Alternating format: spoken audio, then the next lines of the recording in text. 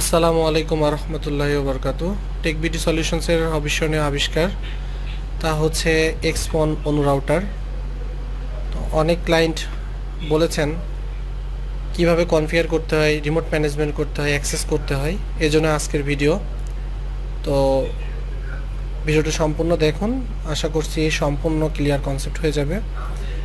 আমি ether connection দিয়েছি ল্যাপটপের সঙ্গে এবং ল্যাপটপ মনিটর থেকে এখন সম্পূর্ণ ডিটেলস দেখাবো ইনশাআল্লাহ। আমরা ফার্স্টে ল্যানে আইপি বসাবো, এজন্য উইন্ডোজ আর ক্লিক করলাম। এখানে ncpa.cpl এটা ক্লিক করে ওপেন করব। ইথারনেট কেবলে ক্লিক করলাম, ল্যানে আইপি বসাবো যেহেতু প্রপার্টিজ করলাম, TCP IPv4 অলরেডি আমি আইপি, এটা আরেকটা আইপি, এটার আইপি হচ্ছে 192.168.1.5। আমরা ওকে দিলাম, ক্লোজ করলাম। এখন আমরা ব্রাউজারে যাব।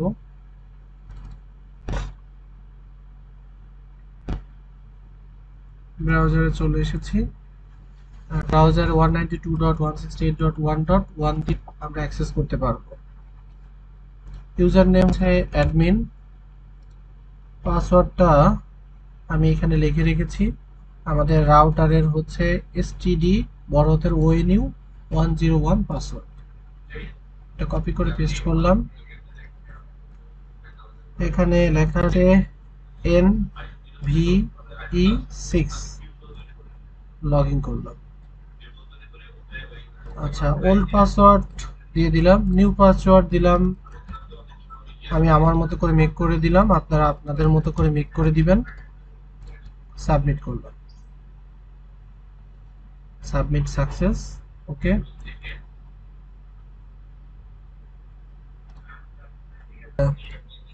এখন আমরা নতুন পাসওয়ার্ড দিয়ে ঢুকবো, এজন্য বের হয়ে গেল E7, এটা আসলে বোঝা যাচ্ছে না, BP।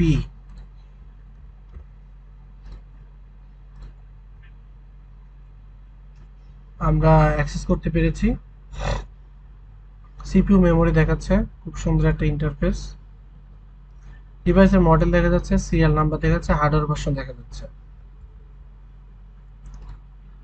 ওয়াইনের ইনফরমেশনগুলো এখন ডাউন আছে, যখন আপনি কানেক্ট করবেন তখন এখান থেকে এনাবল দেখাবে, অনেক ইনফরমেশনগুলো দেখাবে। এই মোডটা এখন জিপন মোডে আছে, এটা আমরা ইপন মোডও নিতে পারবো, এটা এখন অটোমেটিক মোডেই আছে। ইউজারের ইনফরমেশনগুলো এখান থেকে দেখতে পারবো। আচ্ছা, এখন আমরা কনফিগারেশন করব। কনফিগারেশন করার জন্য ওয়ান অপশনে ক্লিক করব।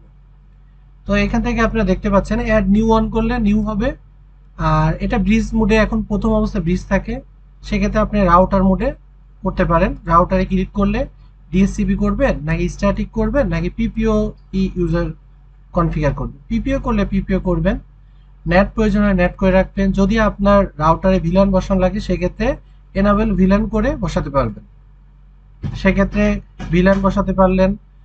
এখানে MTU যদি চেঞ্জ করা লাগে সেক্ষেত্রে MTU লিখলেন, ইউজার নেম পাসওয়ার্ড দিয়ে আপনি কানেকশন টাইপ যেগুলো যেভাবে আছে এগুলো দিয়ে সাবমিট করলেই হয়ে যাবে। এটা এইভাবে রাউটারটা কনফিগার হয়ে যাবে। আর স্ট্যাটিক করলে স্ট্যাটিক আইপি বসানোর এই যে আপনি সাবনেট, ডিফল্ট গেটওয়ে এগুলো পাবেন। আর ডিসেবল ল্যান্ড DHCP থাকে, যদি আপনি এনাবল করছেন সেটাও করতে পারবেন। যেটাই করবেন সাবমিট করে সেভ করবেন। আর ল্যানে আমরা যে অ্যাক্সেস করছি আপনারা দেখতে পাচ্ছেন 1.1 দিয়ে। তো এখানে আপনারা এই অ্যাড্রেসটা চেঞ্জ করে আপনি আপনার মতো করে বসায় নিতে পারেন। দেখা যাচ্ছে এই রাউটারটা আপনার ওখানে মাল্টিপল আছে, সেক্ষেত্রে আপনি আলাদা আলাদাভাবে অ্যাক্সেস করতে হবে, সেক্ষেত্রে আলাদা আলাদাভাবে আপনি আইপি সেট করে ঢোকার জন্য ট্যাগ করে রাখতে পারেন। ইন্ডিভিজুয়ালি MTU চেঞ্জ করে নিতে পারেন, যে ওয়েলটির সাথে বা মাইক্রোটিকের সঙ্গে সবকিছু সেম টু সেম ভাবে এখানেও আপনি MTU ভ্যালুটা সেট করতে পারবেন। ল্যান্ড বাইন্ডিং করতে পারবেন। এখানে কিছু এক্সট্রা ফিচার আছে, LOID কনফিগ, কনওয়ার্ট কনফিগ।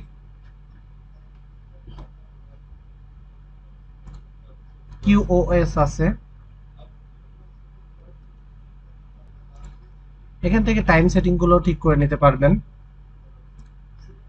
এখান থেকে রাউট গুলো করে নিতে পারবেন, রিপ কনফিগার এখান থেকে করতে পারবেন, সিলেক্ট করতে পারবেন, ইন্টারফেস দেখাতে পারবেন, যদি ডিলিট করছেন সেটাও পসিবল। সিকিউরিটির মধ্যে এবার আপনাদের অনেক সময় বলে থাকেন যে অনেক ক্লায়েন্ট চান যে ম্যানেজ করে ঢুকতে চান, সেই অপশনটা নিয়ে এখন আমরা কাজ করব। এটা খুবই গুরুত্বপূর্ণ একটা অপশন। সিকিউরিটির ফায়ারওয়ালে ক্লিক করব, হাই থেকে আমরা হচ্ছে এটাকে লো করে দেব প্রথম অবস্থায়, এন্ড সাবমিট।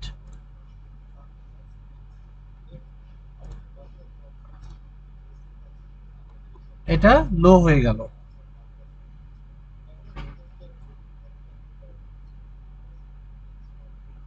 এর পরের অপশন হচ্ছে লগইন প্রিভিলেজ।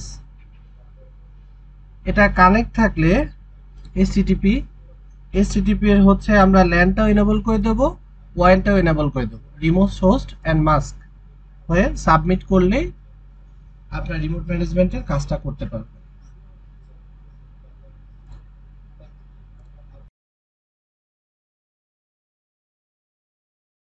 ম্যানেজমেন্ট থেকে ইউজার ম্যানেজ, আপনার ওল্ড পাসওয়ার্ড দিয়ে নতুন পাসওয়ার্ড ক্রিয়েট করে নিতে পারবেন।